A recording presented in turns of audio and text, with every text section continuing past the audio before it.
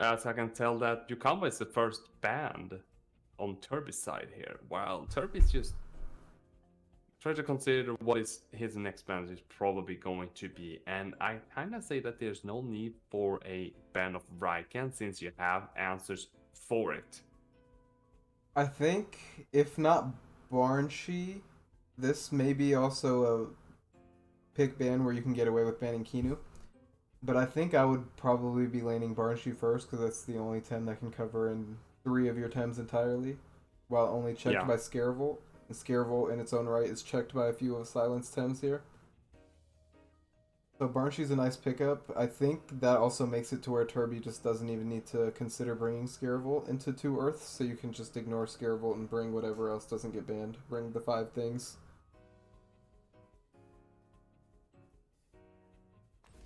Move flank picked up first from Assailant. Immediately answered by Eurytial bots, Mashuk, and Platimus. Mm-hmm. And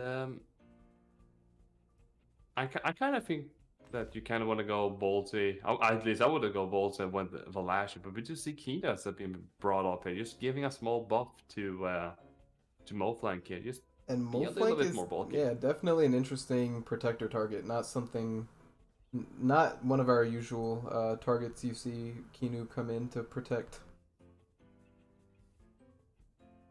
And I mean, if we there's only what I can at least see. There's only one that can do high special attack damage. Well, two technically with the Drakash as well. And Plimus have some moves that can also do some um, special attacks as well. But other from that, most of them are just physicals. I am a little bit intrigued by the Madrid ban. I don't see exactly what's threatening it uh, so dangerously, or what it threatens, I guess, so dangerously on Turby's side. Of course, Ascara, but I don't think you wanted to bring Scara this match anyways. But And I can understand why you kind of have to bring in Raiken here, but at the same time, Raiken is like it feels like just it won't do as much damage as it kind of needs to into like a complete wall of just resistance. But we are into our first semifinal matchup between Turbi and Assailant, and we will see who taking game one. Protector buff and a whip boost onto Mooflank, and we do know the famous mom's lunch on this Platimus, exhausting everything on turn 1. So the Mooflank, it's actually interesting. Usually Mooflank has no issues with stamina, but here it's been whipped and also exhausted on turn 1, meaning it's going to be quite the cost. Yeah. We do remember from earlier that this is a aggressive Kinu in the sense that it has at least high special attack invest, maybe not max, but high.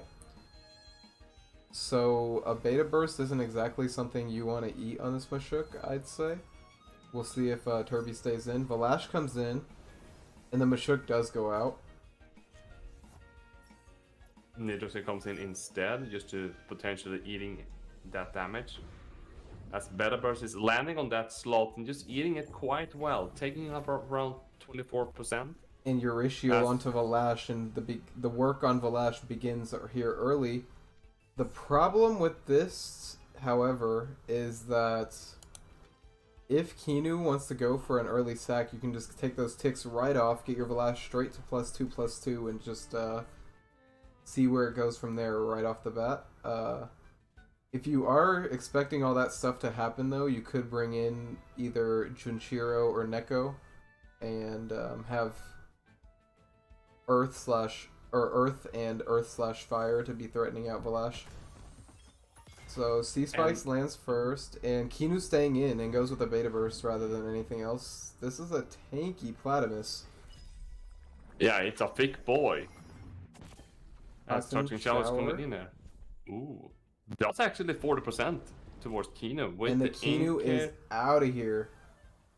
Valash will get a scavenger proc, but it will not get a sacrifice this game. So, unlike the first time we saw Assailant put in work with this Valash, this one will not get to reach +5 special defense in a matter of 3 or 4 turns. I wonder though, would you still be faster even if you did a stone wall this turn? Because if Balash would have got at least a stone wall, Balash could have gone away this match quite really I almost. think But even it's max really speed rough. Kinu can't stonewall before a Nidrasil.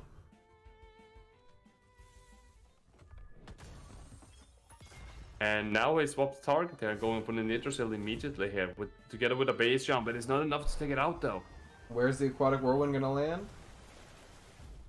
On Mooflank's side, is that followed by a Narco hit? No, an Allergic Spread. And that is Keep some pressure going. such a good way to deal with a Tem that is bulked up the way Kinu bulked up this Mooflank on turn 1. And wow, Turbi's Tems have taken a little chunk of HP, or have a chunk of HP missing, I should say, from both of them. The two of these things have put in quite a bit of work on Assailant side, honestly. Yeah, and actually, sure, you still did good damage towards the Nitrosil, you almost took it out. However, since Platypus, if I not misremember, it's already having a low defense by base, and if Turbi haven't invested a lot into that, that would have been better value for Moflank and go hard against. This Platypus is definitely threatened out now, I'd say, although I don't see why Parry or Mashuk wouldn't be like a perfect swap anyways. This Mashuk is not threatened by anything in this game anymore.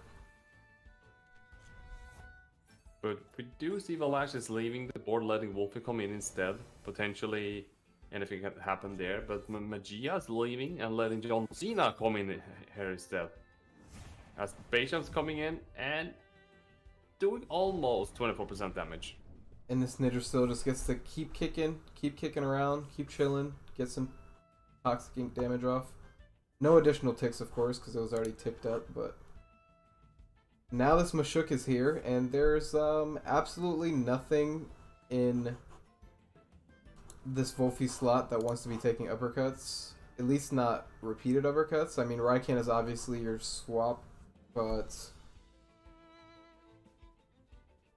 how long can that Raikan sustain before you're forced to put in something else in front of this Mashuk? Mm-hmm. And it doesn't even want to leave, so... And the Sandstorm comes in and secure the kill on the Nidrasil here, so that means that potential Moflank stays up for another turn, and it does. And with that this Mashuk, I think it's safe to assume this Wolfie is the aggro variety and not one of those slow bulky ones now. Although that definitely surprises me, seeing a Kinu on the same team as it. With a single Kinu buff, it really gets activated. Can raid boss like crazy, like we see so many players like to do with Kinu Wolfie. Mm-hmm. And now, okay, so this means that John Cena is in an uncomfortable position, and this could... I don't know about that. Does it die to a double up even? It'll die if they decide to use assume. DV and Goring, I think. Goring does like 20%, so I guess DV can pretty easily do 13%, yeah. And it does outspeed, so maybe Mashuk is threatened out and you want these attacks to land on Junshiro instead? Maybe? Yeah, potentially. I mean, if you're expecting Mashuk to leave this board and you kind of want to try to split damage, and you at least want to apply the DV on to Drakash here, but at the same time, like... I mean, this DV is kind of your best good option as far as damaging the Drakash. Once your Wolfie's dead, Drakash becomes just as big of an issue as this Wolfie, or as this Mashuk was previously. Yeah. So I think still that Moflank attacking John Cena is not a bad idea, just to still keeping pressure, and especially if that Raikan is a prideful Raikan, getting a free kill somewhere wouldn't hurt at all. I mean, yeah, it's nice for this Raikan to get prideful procs. It's just a matter of like the fire attacks are going to be landing into Drakash, Turok, Mashuk. Hmm? Like, it's just nothing that really takes, it's not really gonna be, nothing's gonna be taking damage. Platimus either, nothing. Let's see if they did decide to go with DV on Platimus' side. Oh, on Mashuk's side, and it takes it out before it moves. Ah, So the that's Platimus secure, definitely. actually needed to come in on the other side. Interesting, interesting. Turbi expected Wolfie to drool over the DV on Durkash, but Assailant did not fall for it. It does not fall for it, indeed. And Now, however, I think this Matt Gia is primed for an Aquatic Whirlwind onto Raikan's slot, which, if followed by a Stone Wall, will kill, or a Stone Ball, sorry, will kill anything in that slot, if I'm not mistaken. I think Turbi's in a good spot here, although can't be for certain. it looks like so that Turbi having a good position here to turn around the table again. As tempting as it is to maybe kill this Raikan here, because you definitely can, but I think the Raikan's just gonna leave. Although, why would it leave? Because it has nothing to save itself for. So maybe you do just take care of the Raikan while it's here in your face. But here's also another thing that now both Nidrasil and John Cena have been eliminated. Raikan can't do anything and any good damage, so why would you just focusing anything that is on Wolf's slot here? Because anything on that slot will be a problem in the long run. I mean, I don't know. You're not really afraid of hitting either slot here, but yeah, and I assume this must be a Stone Ball. Yeah, the Stone will do a lot more than Luckily, the burn, I 60%. think only the burn lets it live. Actually, never mind, because it would still live. It would live with a little bit of HP if the burn wasn't there.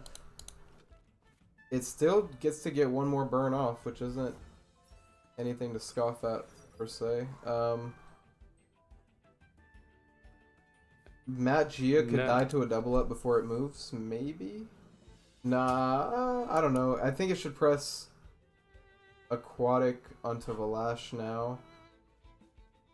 Double up Valash. I don't know why that. Maybe not double up Valash.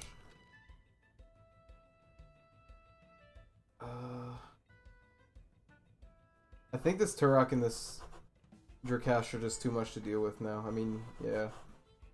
Yeah, it is definitely. Even I mean, if you were able to Platimus take this out turn. one of them. If one of them were died, like it's already were dead, Raikan wouldn't feel too much of a feeling like in a sort of a problem to do some decent damage here. But having both of them still alive, going to be a problem in the long run here. And you kind of want to use Mole Flank here. I mean, would be really good here. So the Turok comes low. into Durkash, which is interesting, because now that just means Turbi was predicting the double up into Durkash, and yeah. I meant into Turok, which Durkash eats up more safely. And now Matt Gia I was going to say Matt Gia should be able to kill Valash without any problem, but instead decides to give itself some evade. And now a Sandstorm is absolutely bonkers. Killing two Tems no matter what. Killing two Tems no matter what, if I'm not mistaken.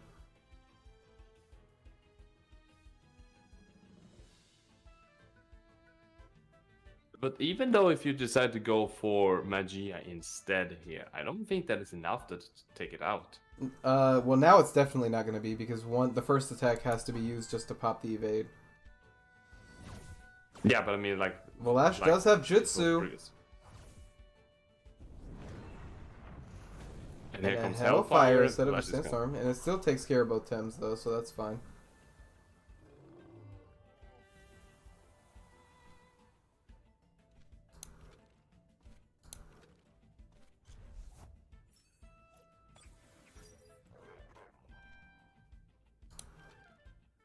And this move flank does not have a move that eliminates 3 opponents with the snap of a finger, so it looks like Turbi will be I almost said stealing away game one, but it wasn't really stolen away. It was well played.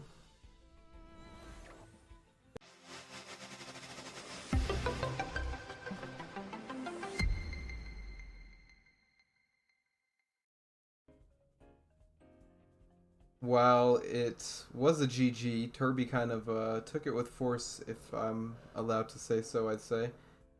Kind of just in a position where like the Drakash and the Turok in endgame were just uncheckable, and it could happen very, very easily again, I think, just given the Thames of Silence bringing here. Eager to bring the Valash again. Do we see a Valash Kinu open? I mean, that wouldn't be a bad idea. Like it is like a classic start though, just to bulk up Valash, just to make it. And we still see Turbi doing what he did previous game. Just bring up that Rusial combo ready and just going to throw it left and right. I think the scary thing here for Assailant is that an uppercut just hurts so many things so bad. I mean, an uppercut, even a +1 Valash won't be happy taking an uppercut. Wolfie won't be happy taking an uppercut. Madrid definitely won't be happy taking an uppercut.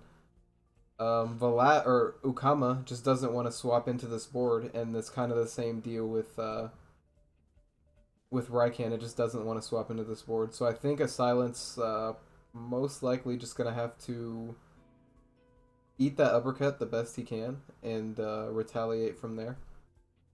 Mm-hmm.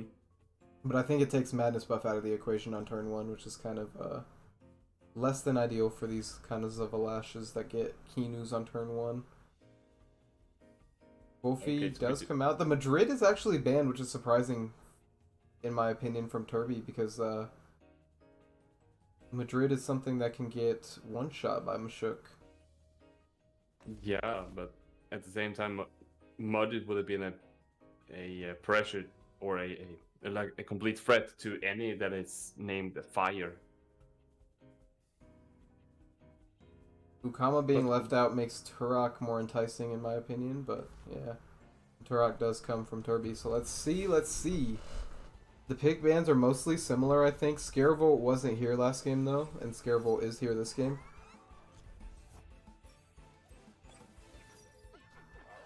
And Assailant had exactly the same lineup previously, if I'm not mistaken.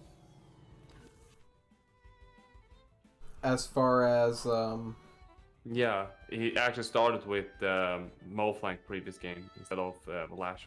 Oh yeah, yep.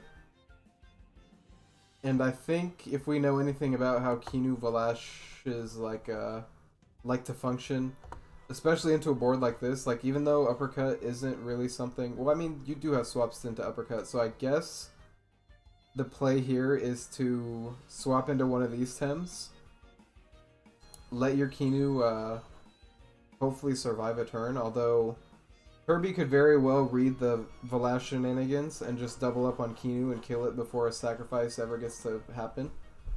Mm-hmm. And I think that's maybe what I would do, is probably just aim down this Kinu and not let any of that happen. But instead, Platimus is actually leaving. Junchiro the Turok comes in. And Madness buff straight from turn 1. That is not something you want an uppercut to follow. This Beta Burst does hurt significantly. And that uppercut, ooh, yeah. It is a +2 Valash. +2 plus, well, +2 plus 3. +1 +2 +3 Valash. The problem is that it dies if it stays in. Yeah, and it's going to feel that way several times in this match, I think. Because it'll die when it stays in against... Well, actually, that's not true. It'll only die when it stays in against Turok, since Drakash didn't get to come out this time, so... The Valash does decide to save itself. I'm assuming the Mashuk will do the same. The Mashuk's actually going to let itself fall. That is interesting. Indeed. And a Stone Ball is going to get ate up by Wolfie very well. And now... potentially a sacrifice onto a Valash swap? Potentially. But what would Turbi bring in now to the board? Nitrosil doesn't look too bad here. I mean, it's either Nitrosil or Platymus that want to come in here on the board, and I think Nitrosil would be the better choice here of those two. Since you don't want to bring in Scara, since Wolf is already online. I have to ask, Turbi, what do you mean by pre-shot Cage? What could go before Cage? Cage would have went, and then the Stone Ball would have landed on Valash, and I think nothing could have prevented it, if I'm not mistaken. But nevertheless, Cage was not selected, so Valash was able to swap out.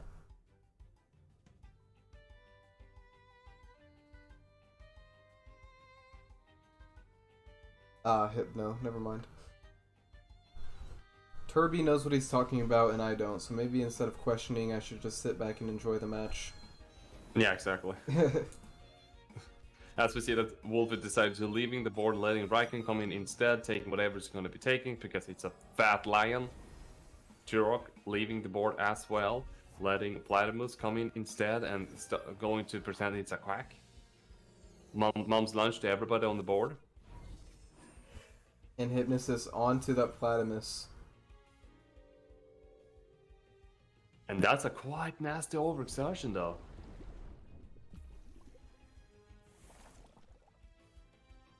Nidrasil is now threatened out, but the nice thing is that you have easy swaps in the back. Yeah, and the double beta burst killing that Mashuk so early is quite a hill, or yeah, quite a setback for Turbi to climb out of, or try to climb out of from here, but okay, so it's definitely I don't doable. think we know.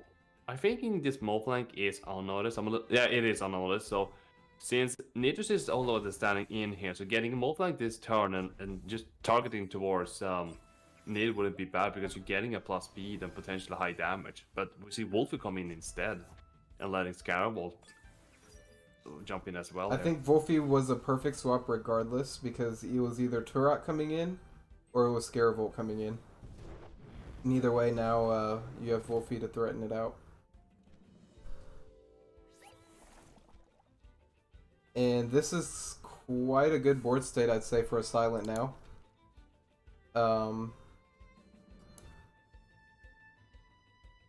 Turok is still a potential swap into Scaravolt. However, if this is Handcuffs Wolfie, I think I would just Plague and Quetzal and then DV. Just in case Turok decides to come in and the Plague hits hard. Yeah, I can see that. But if it's not Handcuffs, then you're probably best just going ahead and doing DV now.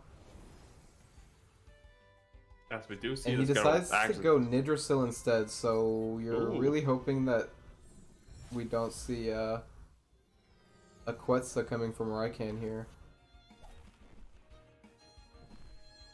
And it is a Quetzal, and it is landing on... Oh, he read it. He read it for sure. And Eurishio will now begin to tick away at Wolfie. Not enough to kill. Not enough to kill, however, Bush is actually ready, so you could remove it, but is it worth it? And yeah, this being the aggro variety of Wolfie, I think we can assume that there is definitely a Bush there.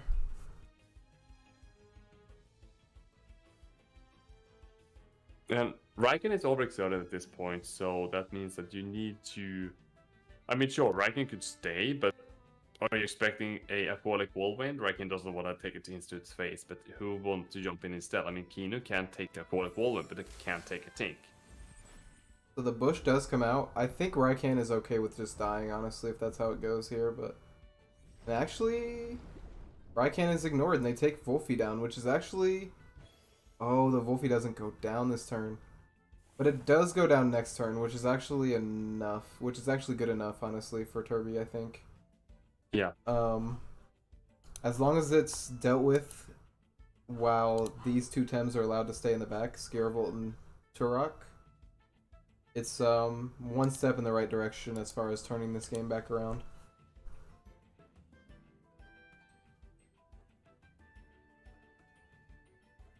Now again, we have to question: does this Raikan want to take an aquatic whirlwind? Because it will get outsped before it quetzes, most likely. Mm-hmm. However, in the back, Kinu is kind of a little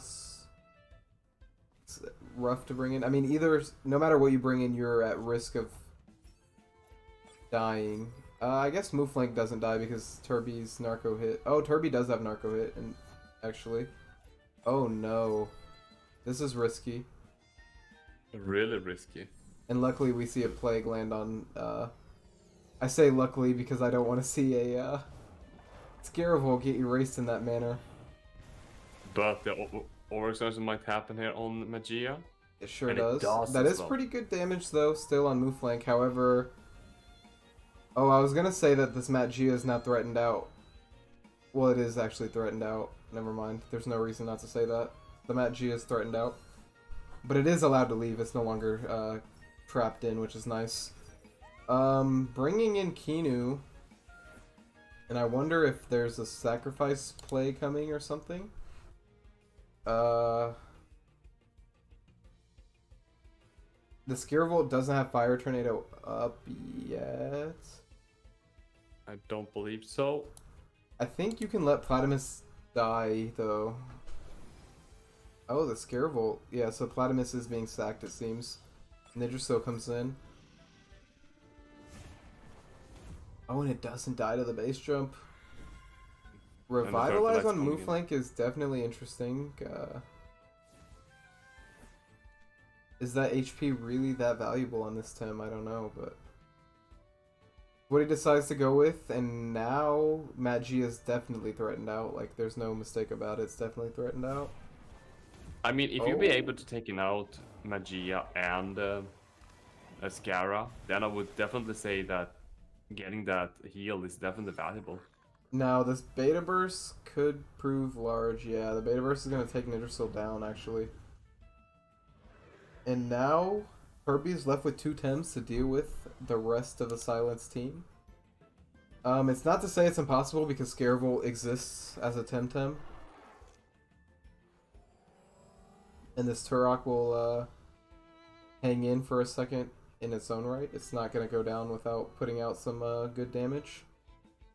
I just don't know if they're if they can take out 4 whole Tems. So if this Kino is actually running with the Hypno, it can actually just putting this Scar to sleep and just try to focus on Turok. I think it's interesting which Tem you put to sleep here, though. Puts Turok to sleep instead. I really hope Scara... yeah, I was really hoping Scara saved Fire Tornado, and it does do that. It saves Fire Tornado, which is nice. If I'm not mistaken, this Valash, yeah, has not Madness buff, so it's not really doing... oh, it has Madness buffed. It has. It has. Okay, got you. On turn 1, okay. So in that case, the Scarevolt is kind of in a tricky position. I think you don't have a choice but to press Fire Tornado, though, on Valash's slot. I think that's what you press. You could... no, I think that's what you press. I think there's not much of a choice here. As Kino's leaving the board here, letting Mouflon come in. I think saving Kinu there was a mistake. I think you really needed to double up on Scarevolt to prevent... oh, the double up wasn't even gonna do anything anyway, so never mind. However, this very, very fast Mooflank is likely gonna be able to just execute Scarevolt now. Mm-hmm. Unless this Rockfall can still outspeed somehow, it's the only thing. 2 Prio around 120-ish speed. Maybe it can outspeed all these plus speeds that we're gonna see from I mean, that is a lot of plus speed. Plus 4. I think at this point, Execution does go first. And in that case, it's really all on this Turok to finish the job. Mm-hmm. Revitalize, outspeeds everything. Execution does come second. And that is a dead Scarable, and it is an overexerted move flank now. Oh man, it doesn't die, and it has to deal with getting put to sleep now. I think that's most likely the line of play. Although, Rockfalls are gonna start hurting. I think Shinshiro will steal this away from Assailant, if I'm not mistaken.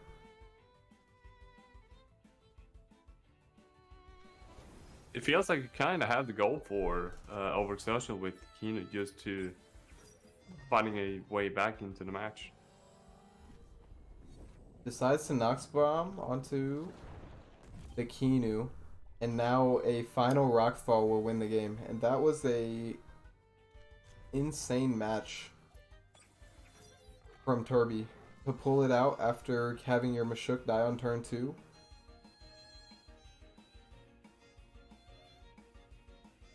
It appears that the Kinu decided to rest and was hoping it just wouldn't die that turn.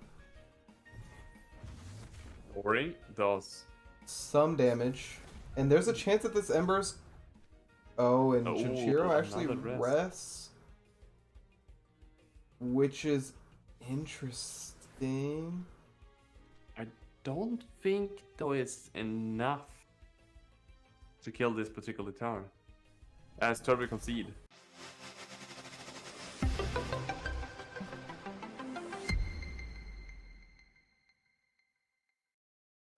Okay, so I'm expecting the same sort of balance here, the Barnchi and you come up in first balance here from both sides. The Ukama ban consistently surprises me that it's being treated as such a priority, but it is kind of working out for Assailant, so I guess not a bad move, yeah. Ukama again, gone.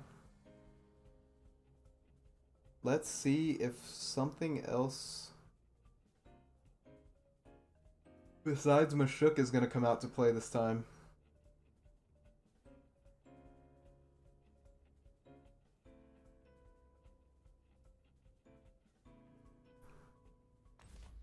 He goes with Platamus. Matt Gia the Platamus.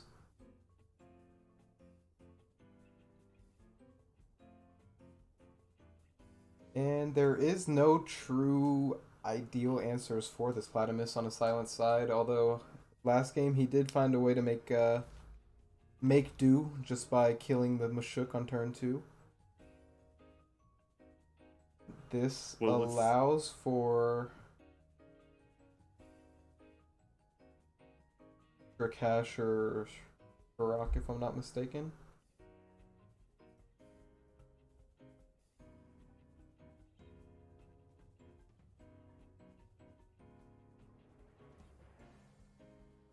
Gag Bomb cracking codes out here. Suspecting maybe Assailant is Dictator, given that he's in Dictator's Club and it's a freshly made account 8 days ago. And I don't know who else is in Dictator's Club besides Dictator. Also a point to be made. Drakash banned out, which is kind of surprising to me. Honestly, I think Turok is like the scarier version of Drakash in this matchup, but... And Mooflank not allowed to come this time either, so you don't have to worry about your Scarevolt getting executioned.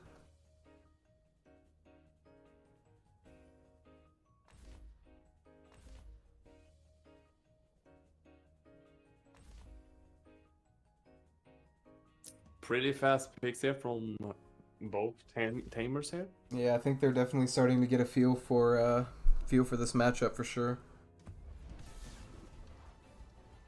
As now we're walking into the decider match here. Who will go to the final and who will face into the third place? Yet again, this Kinu Valash open. Taking Valash to +1/+1/+1 right off the bat, and again, yet again. The mom's lunch exhausting everything on the board.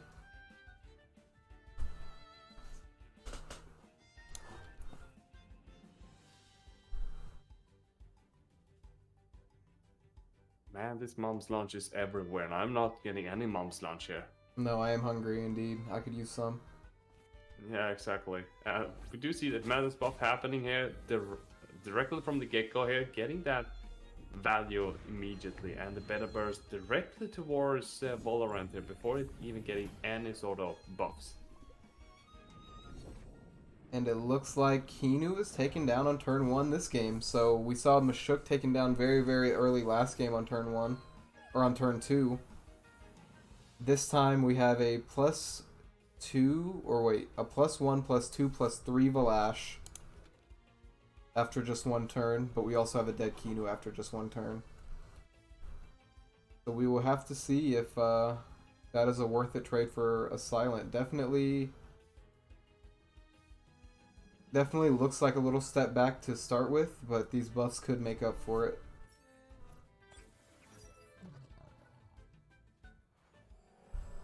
Okay, so a Questa synergy with a +2 special attack C-Spike directly on, I mean, any of the slots, but especially towards the Valorant slot is quite a danger. Potentially, yeah, but I think the Turok is a super easy swap for that. Yeah. John Cena a little bit less, but yeah, Turok is a really easy swap for that. Yeah, I think it's tough. As nice as it was to take care of that Kinu so early, I think it's kind of hard. I mean, yeah, this Valash is not easy. This Valash is hard. And there's no swaps here, as the Quetzalcoatl going directly towards the Valorant that brings it down. And this Valash is being outsped by Platimus, which is interesting, unless it decided to click something not 3 prio, which, what could that be? I'm not sure. Another Madness buff, potentially. No, I believe this is a Stonewall. Oh, it's resting. It's a rest. Oh. And that is interesting. That is interesting. It's, I mean, I guess the main thing here threatening Valash, aside from Turok and I guess Mashuk in its own right, is the fact that is OXing. So maybe it just didn't want to eat up too much of its own stamina there. Especially it didn't want to throw a Crystal Spike straight into a Turok, but Turok ended up not coming anyways, and now I think Turbi is in quite a dominating position. This Valash is still scary, don't get me wrong, the Valash is still a Valash, but it's looking like it's gonna have to 1v4 or 1v3 or something of the sort, so. Yeah. And they're going directly for them. Not even doing 50% with either. Oh man. The ticks begin. And a little bit of feather gatling damage. I'm surprised that wasn't aimed towards the other side. I would assume that you would maybe just let Valash chill at full HP until you kill everything in the other slot so it doesn't just heal all this damage up from Scavenger. Because now a double up on Matt Gia does let Scavenger get rolling, so I don't know. It's kind of tough, I'd say. Yeah. Platimus doesn't let itself die to that double up though, so. Both have got so much value out of this first couple of turns, as we see C-Dust coming in here. Oh, and this Vola might not even die. But a double will cure the kill. It does. Now there's a Nidrasil on the field. It's gonna take... Yeah, okay, both of these Tems will take their C-Spikes quite well. The problem for Assailant here is that all 3 Tems are weak to Uppercut. And only one of the 3 Tems are not weak to a Stone Ball. So while this Valash maintains like scary status, is still very much scary, I think its reign of terror will only be able to last so long in this match.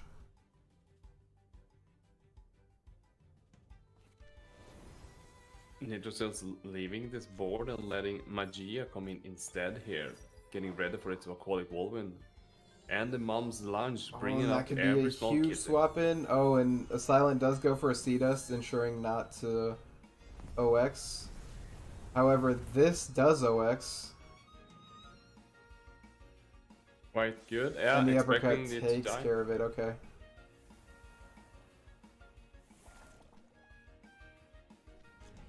And ultimately, as long as this Wolfie dies before Turok is forced to come to the field, I think it's a GG.